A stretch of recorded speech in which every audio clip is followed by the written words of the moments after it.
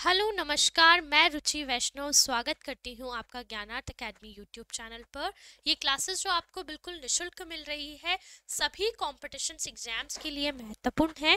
सारे एग्जाम्स जो कि अभी आने वाले हैं, इनफैक्ट वो बच्चे जो कि 11th 12th 9th 10th में ग्रामर पढ़ते हैं उनके लिए भी काफ़ी इंपॉर्टेंट है।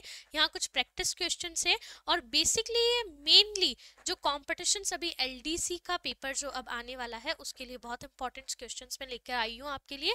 And that's all are related to tense. ये सारे क्वेश्चंस किससे रिलेट कर रहे हैं? टेंस से रिलेट कर रहे हैं। तो without any delay let's start. और मैं स्टार्ट करूंगी और आपको मैं कोशिश करूंगी कि प्रॉपर डिस्क्रिप्शंस में इन सब चीज़ों को सिखा दिया जाए आपको। तो हमारा फिर से ये एक टॉपिक जो हम लेकर आए हैं, टेंस हमारा टॉपिक है। टेंस में हमें हमेशा, मैंने लास्ट क्लास में आपको बताया था कि टेंस का मतलब होता है टाइम से। और मैं आपको एक चीज़ बता देती हूँ कि हमारा बेसिक कंसेप्ट टेंस में जो होता है वो होता है सब्जेक्ट, वर्ब और ऑब्जेक्ट का। मतलब कि अब मैं आपको अक्सर स्टूडेंट्स मुझसे पूछते हैं कि मैम मैं कैसे आइडेंटिफाई करूँ सब्जेक्ट क्या है, मुझे नहीं पता चलता है कि वर्ब की फॉर्म है या क्या, किस तरीके से होगा, आप मुझे प्लीज़। तो मुझे लगता है इस वीडियो में मुझे बताना चाहिए। तो आपको ये बताना चाहूँगी कि सब्जेक्ट क्या होता है, जिस चीज से रिलेटेड बात हो रही है। नाउन जो है वो भी सब्जेक्ट है। जो टॉपिक के स्टार्टिंग में आ जाता है वो क्या होता है? सब्जेक्ट होता है। सब्जेक्ट है जो टॉपिक के स्टार्टिंग में आपको मिल रहा है, वो सब्जेक्ट है उस टॉपिक का। ठीक है। देन हम डिस्कस कर रहे हैं वर्ब के बारे में कि वर्ब क्या होती है। देखो हिंदी में जब मैं छोटी थी और जब मैं पढ़े थे मैंने, तो उस टाइम मुझे क्लियर हो गया था कि जिस चीज के पीछे ना लग जाता है वो सारी वर्ब होती है। जैसे उठना, बैठना, खाना, सोना, जगना, उठना और एवरीथिंग, सिंगिंग करना, गाना गाना, डांस करना, नाचना, तो सारी चीजें क्या है? वर्ब है। जिसका हिंदी में जिसके पीछे क्या न लग जाए, ना लग जाए, या हम ये कह सकते हैं कि जो वर्क किया जा रहा है वो क्या कहलाता है? वर्ब कहलाता है। देन इसके साथ जो एक्स्ट्रा चीजें यूज होती है, लाइक इज यूज होता है, एम यूज होता है, आर यूज होता है, जो हम कंटिन्यू टेंसेस के अंदर पढ़ते हैं। इसके अलावा पास्ट के लिए वॉज वर यूज होता है। ठीक है। देन इसके अलावा हम देखते हैं कि हैज, हैव यूज हो रहा है। तो that's all are helping verbs. ये सब होती है हेल्पिंग वर्ब्स, है ना। जो भी इसके अलावा जो यूज होती है, एक तो डायरेक्ट वर्ब आपको पता रहती है कि ये तो वर्ब है, और इसके अलावा जो एक्स्ट्रा यूज होती है वो हेल्पिंग वर्ब होती है, और बची हुई चीज क्या है? ऑब्जेक्ट है। ठीक है। तो अब देखिए टेंस में इसके साथ आप ये चीज समझिएगा कि टेंस में जब सेंटेंस बनते हैं और हेल्पिंग वर्ब का यूज पहले होता है, तो उसका मतलब हिंदी में क्या है, यानी कि वो क्वेश्चन मार्क वाली चीजों में कन्वर्ट हो जाता है। जैसे कि I am right, am my right. तो एम अगर पहले लगा तो क्या मैं सही हूँ? आई एम राइट यानी कि मैं सही हूँ। क्वेश्चन मार्क वाले सेंटेंस में कन्वर्ट हो गया, है ना। दिस इज इम्पोर्टेंट, ये इम्पोर्टेंट है। इज दिस इम्पोर्टेंट, क्या ये इम्पोर्टेंट है? मतलब कि अगर वर्ब पहले लग गई, हेल्पिंग वर्ब, तो क्या हो गया है? वो क्वेश्चन मार्क में कन्वर्ट हो गया है हमारा जो क्वेश्चन है। ठीक है। जो हमारा सेंटेंस है वो क्वेश्चन मार्क में कन्वर्ट हो गया। और मैंने बता दिया एक्स्ट्रा चीजें सारी क्या है? ऑब्जेक्ट है। इसके लिए आपको बहुत सारी वीडियोस आपको मिल जाती है। आप मेरी और दूसरी वीडियोस भी देख सकते हैं जिसमें आपको ये कंसेप्ट क्लियर होंगे। तो फर्स्ट क्वेश्चन से हम स्टार्ट कर रहे हैं। Question is the doctor had been working alone. कि डॉक्टर क्या कर रहा है? वर्किंग कर रहा है अलोन, है ना। कि doctor had been working alone, इसको कैसे समझेंगे हम कि कौन सा टेंस जो है वो कौन सा हो सकता है। यहाँ हमको ऑप्शन दे रखे हैं। देखिए, या तो किसी में टेंस ऊपर दिया हुआ होगा तो सेंटेंस पूछे जाएंगे, यहाँ सेंटेंस दिया हुआ है तो क्या पूछा जा रहा है? टेंस पूछा जा रहा है। तो मैंने आपको बताया जिससे स्टार्टिंग से स्टार्ट हो रहा है वो क्या है? सब्जेक्ट है। यानी कि हमारा डॉक्टर क्या हो गया है? सब्जेक्ट हो गया है। सेंटेंस बनाने के लिए आगे द वर्ड का यूज किया गया है। देन सब्जेक्ट के साथ क्या यूज हो रहा है यहाँ पे? हेड। तो हेड हमारी क्या है? हेल्पिंग वर्ब है। ओके। उसके अलावा हेल्पिंग वर्ब के साथ हमने क्या यूज किया है? बीन। तो हेड बीन पूरी हमारी क्या होगी? हेल्पिंग वर्ब है। हेड बीन के साथ जो वर्ब है, वर्ब की फर्स्ट फॉर्म प्लस क्या लगती है, ing लगेगा उसके साथ, देन हमारा क्या आ गया, ऑब्जेक्ट आ गया बचा हुआ। आप इस चीज को एक और चीज में बताती हूँ, हमेशा वर्ब की फर्स्ट फॉर्म के साथ ही ing का यूज होगा। जैसे स्लिप के साथ, स्लिप फर्स्ट फॉर्म है तो स्लीपिंग करेक्ट जो है वो बन रहा है वर्ड, ठीक है। ड्रिंक वर्ब की फर्स्ट फॉर्म है तो ड्रिंकिंग जो है वो करेक्ट बन रहा है। तो वर्ब की फर्स्ट फॉर्म के साथ ही ing यूज होता है, और किसी फॉर्म के साथ क्या, वर्ब की सेकंड फॉर्म, थर्ड फॉर्म के साथ ing यूज नहीं होगा। जैसे मैं एक एग्जांपल से आपको समझा देती हूँ कि जैसे गो, वेंट, गॉन है, ये क्या है, वर्ब की फर्स्ट फॉर्म, सेकंड फॉर्म और थर्ड फॉर्म है ना। तो गो के साथ हम ing लगा सकते हैं, बट गो के साथ हम ing का यूज कर सकते हैं, बट क्या दूसरे किसी वर्ब की जो सेकंड फॉर्म, थर्ड फॉर्म है उसके साथ हम ing का यूज नहीं कर सकते। जैसे गो के साथ गोइंग हो सकता है, पर वेंट के साथ ing नहीं लगेगा, गॉन के साथ ing नहीं लगेगा, ठीक है। तो सबसे पहली चीज तो क्या, यहाँ ing लग रहा है तो ये है तो क्या, कंटिन्यू है। जब भी ing यूज कर रहे हो तो कौन सा हो सकता है, वो कंटिन्यू हो सकता है। तो ing का यूज करते ही हमारा ये कंसेप्ट क्लियर हो जाना चाहिए कि वो कंटिन्यू है। अब देखिए, पास्ट परफेक्ट में कंटिन्यू का ऑप्शन नहीं है, पास्ट सिंपल में कंटिन्यू का ऑप्शन नहीं है, प्रेजेंट सिंपल में कंटिन्यू का ऑप्शन नहीं है। तो हमारा राइट आंसर क्या होगा, फर्स्ट होगा कि पास्ट परफेक्ट कंटिन्यू का फॉर्मूला होता है subject plus had been plus verb की first form plus ing plus object. तो ये देखिए, subject plus had been, verb की फर्स्ट फॉर्म, उसके साथ ing और ऑब्जेक्ट हमारा लगा हुआ है। तो past perfect continue is, this is the right answer. Okay, now our second question is honey is sweet. Honey क्या है, हनी इज स्वीट, हनी मीठा है, स्वीट होता है, ठीक है। अब देखिए, आप कहेंगे कि मैम इज एम आर तो मैंने कंटिन्यू में पढ़ा था, इज एम आर तो पढ़ा, पर यहाँ ing नहीं यूज किया गया है, ठीक है, ing नहीं यूज किया गया है तो कंटिन्यू तो नहीं है ये, ठीक है। देन है पास्ट सिंपल, पास्ट सिंपल में वर्ब की सेकंड फॉर्म लगती, ठीक है, तो नहीं लग रही है। पास्ट परफेक्ट का फॉर्मूला आपको पता है कि पास्ट परफेक्ट का फॉर्मूला क्या हो जाता, वॉज वर्ब के साथ होता या वर्ब की सेकंड फॉर्म लगती, तो वो भी नहीं है। और पास्ट परफेक्ट जब होगा तो हैड यूज आएगा, हेल्पिंग वर्ब में क्या यूज आएगा, हैड यूज आएगा, तो ये पास्ट परफेक्ट भी नहीं है, ठीक है, ये रॉन्ग है। प्रेजेंट परफेक्ट, प्रेजेंट परफेक्ट का फॉर्मूला क्या होता है, has have helping verb use आती है। जब has have helping verb use आती हो तो ये प्रेजेंट परफेक्ट होता है, तो हैज हैव भी नहीं होगा। तो हमारे पास ऑप्शन बचा है प्रेजेंट सिंपल, और बिल्कुल ही प्रेजेंट सिंपल होगा, सब्जेक्ट वर्ब की फर्स्ट फॉर्म और ऑब्जेक्ट। तो सब्जेक्ट के बाद सीधा किसको शो किया गया है, ऑब्जेक्ट दिखाया गया है। तो this is our right answer, present simple इसका करेक्ट आंसर है। ओके, नेक्स्ट क्वेश्चन देखते हैं क्या लिखा है, by the time he return, जिस समय वो क्या हो गया था, रिटर्न हो गया था, I dash 10 pages of my report, मैंने क्या कर लिए थे, रिपोर्ट्स के 10 पेजेस डैश हो गया था, मतलब जो इसने डैश दे रखा है, आप देखते हैं हम यहाँ ऑप्शन दे रखा है टाइप, मतलब वो कहना तो यही चाह रहा है कि रिटर्न हुआ तब तक उसने क्या कर लिया था, टाइप कर लिया था। अब देखिए, ing वाले में ये वाला नहीं होगा, ये वाला नहीं होगा, ing लग रखा है, टाइप कर रहा नहीं है वो, उसने टाइप कर लिया था। अब ये क्या है, typed, I typed simple, I type 10 pages of my report, ये करेक्ट सेंटेंस नहीं बन रहा है। आई हैड टाइप्ड यानी मैं टाइप कर चुका था, क्योंकि हमको पता है कि जब चुका था से सेंटेंस खत्म हो रहा है तो इसका मतलब वो पास्ट परफेक्ट का सेंटेंस है, और यहाँ पे हैड टाइप जो है वो करेक्ट आंसर आपका है, ठीक है।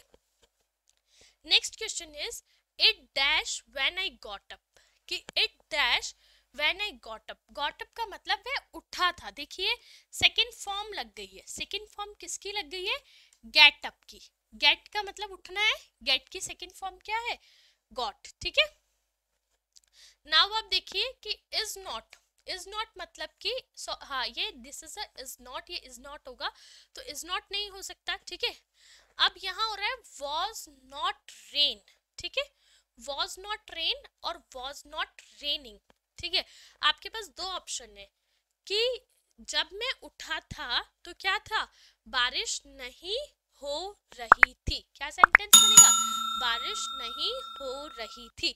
कंटिन्यू की बात चल रही है तो वॉज नॉट रेन ना होके वॉज नॉट रेनिंग जो है वो हमारा क्या बन रहा है? करेक्ट आंसर बन रहा है। इट वॉज नॉट रेनिंग जब बारिश नहीं हो रही थी, व्हेन आई गॉट अप जब मैं उठा था।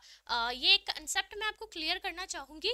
आप सोचते होंगे कि व्हेन का मतलब तो क्वेश्चन मार्क से होता है ना, आप सोच रहे होंगे कि व्हेन का मतलब जो है वो क्वेश्चन मार्क से होता है कि व्हेन का मतलब तो कब है। तो ये कंसेप्ट आप क्लियर करिए, ये आपके लिए हमेशा यूजफुल है कि जैसे व्हेन जब भी, व्हेन वर्ड का यूज जब भी कब आ रहा हो? बीच में आ रहा हो, है ना, या फिर हम व्हेन का यूज आंसर से पहले स्टार्ट कर रहे हैं, सेंटेंस से पहले स्टार्ट कर रहे हैं जहां हमें क्वेश्चन नहीं नजर आ रहा है, तो व्हेन का मतलब कब होता है। और जब ये सेंटेंस में कन्वर्ट हो जाता है तो इसका मतलब जब और तब भी होता है। हिंदी का दोनों मीनिंग है इसका। जैसे कि जब तुम चाहो, when you want you can come my house, तुम मेरे घर आ सकते हो। जब तुम चाहो तब तुम मेरे घर आ सकते हो। तो जब और तब के लिए भी क्या होता है? व्हेन का यूज होता है। तो यहाँ पे यही है, इट वॉज नॉट रेनिंग, बारिश नहीं हो रही थी, व्हेन आई गॉट अप, जब मैं क्या उठा था तब बारिश नहीं हो रही थी। Now our next question is 2 and 2 dash 4, what is written here? क्या लिखा था यहाँ पे? 2 and 2 4, 2 and 2 4 होता है ना। तो ये प्लूरल सेंटेंस है, सिंगुलर नहीं है। तो प्लूरल सेंटेंस की मेड मतलब तो बनाना है और मेक मतलब बनता है। तो 2 and 2 मेक 4, 2 and 2 क्या बनता है? 4 बनता है। 2 and 2 मेक 4 बनता है। Okay, next is the next question is what's that terrible noise? ये कैसी टेरिएबल नॉइज है?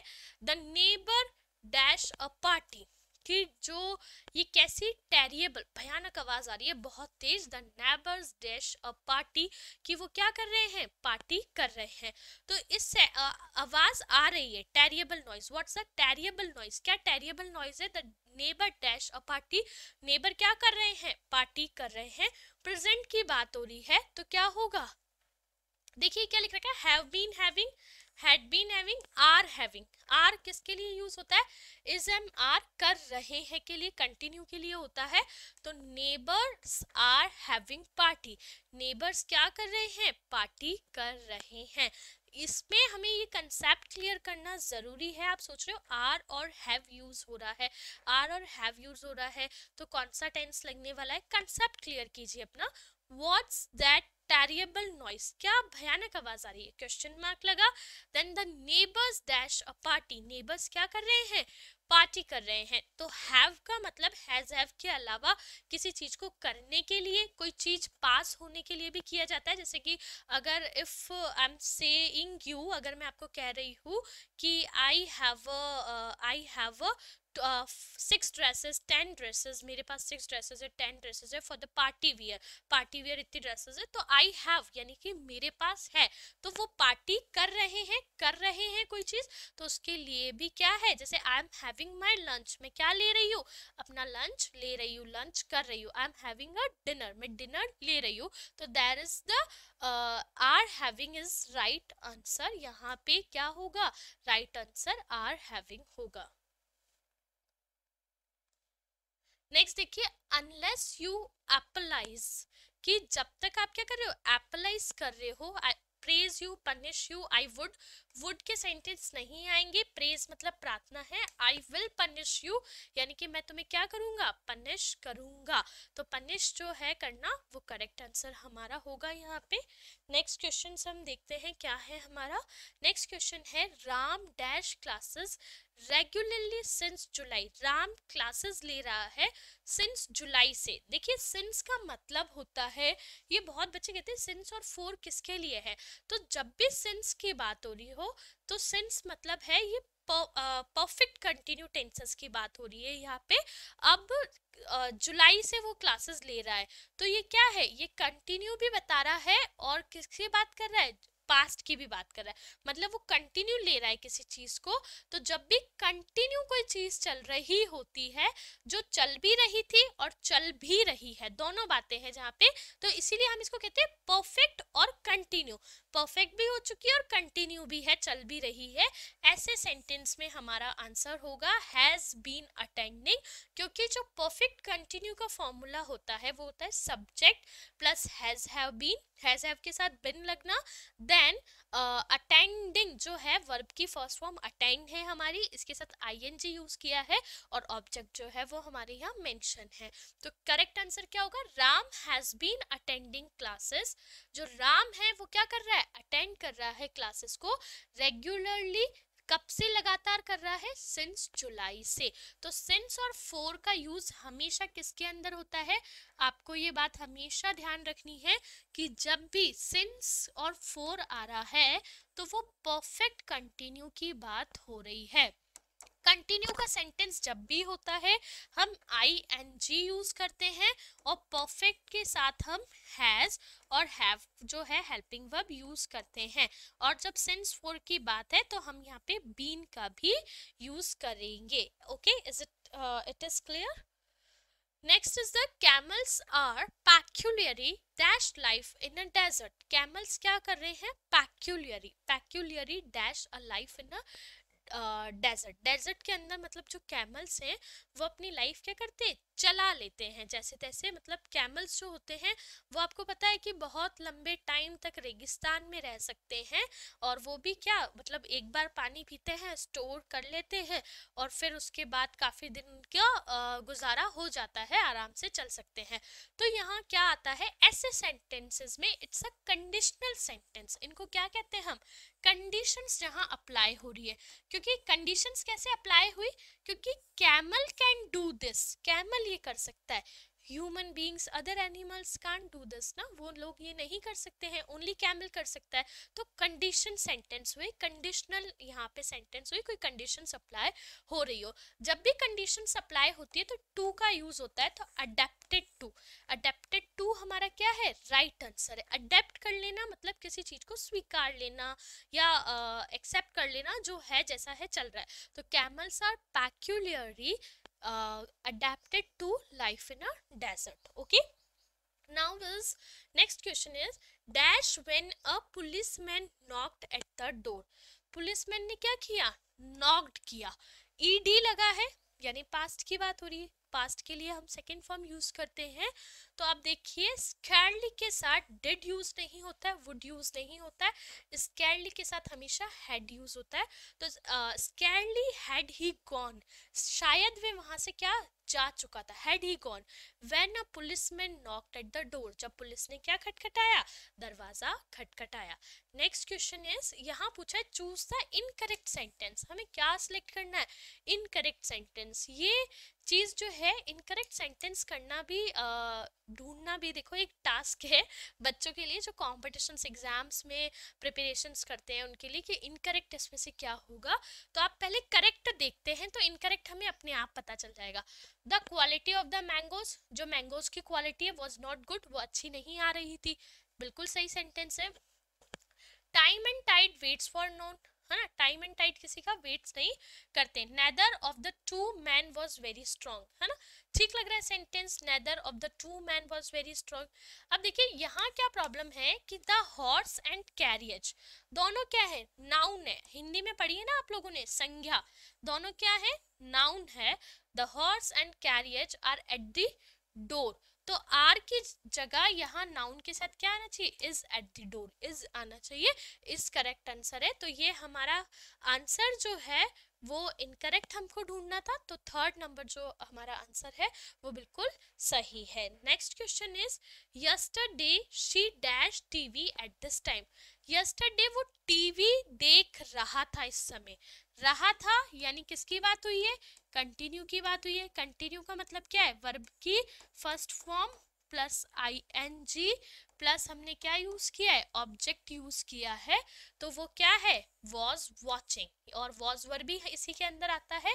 ये हेल्पिंग वर्ब वाले हमारे ये हेल्पिंग वर्ब्स है। ओके, तो देखिए इसका फॉर्मूला भी मैंने लिख दिया है, आपको याद आ जाए इसलिए, चाइल्डहुड में जो आपने पढ़ा होगा, subject plus was verb plus verb की first form plus ING plus object. तो सब्जेक्ट के साथ क्या लगा, वॉज वर्ब। यस्टरडे तो क्या हो गया, कल की बात कर रहा था, पास्ट है, पास्ट है तो समझ में आ गया कि हैज तो आएगा ही नहीं, वॉच्ड आ सकता है, ये आ सकता है, ठीक है।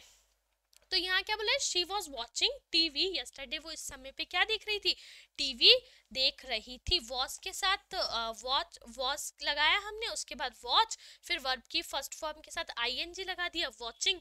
और सिंपल सा हमको दिख रहा है, जब भी पास्ट कंटिन्यू की बात होती है तो वॉच के साथ जो है आईएनजी वाला अगर वर्ड मिल जाए तो वो बिल्कुल करेक्ट आंसर है, हमारा काम बन जाएगा बिल्कुल ये टिक करने पर।